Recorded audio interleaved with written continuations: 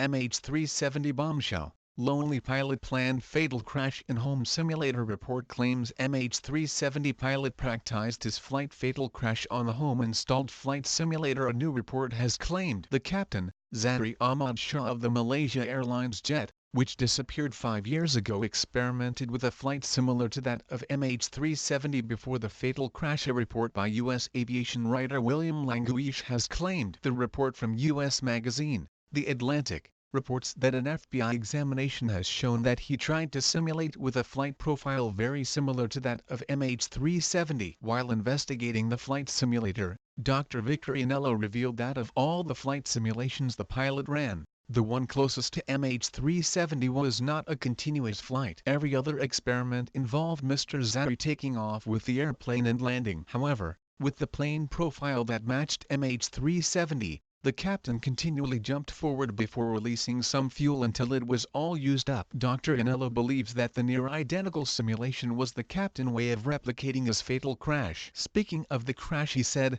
"T as if he was simulating a simulation."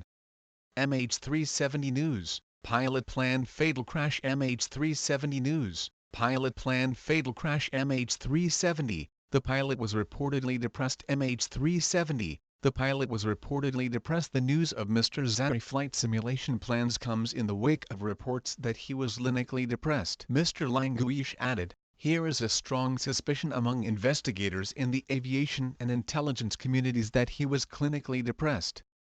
The report also goes on to state that Mr. Zahri starved the passengers of oxygen before the plane eventually crashed. Mr. Zahri reportedly ordered his young co-pilot Farik Abdul Hamid out of the cockpit before depressurizing the aircraft. Upon doing depressurizing the plane, Mr. Zahri apparently climbed to 40,000 feet in order to increase the effect of manual depressurization. Although oxygen masks would have been dispensed, at the altitude the plane was traveling at, they would have been rendered useless. As Mr. Languish writes, an intentional depressurization would have been an obvious way and probably the only way to subdue a potentially unruly cabin in an airplane that was going to remain in flight for hours to come. MH370 News. Wreckage from the crash. Cabin occupants would have become incapacitated within a couple of minutes, lost consciousness, and gently died without any choking or gasping for air.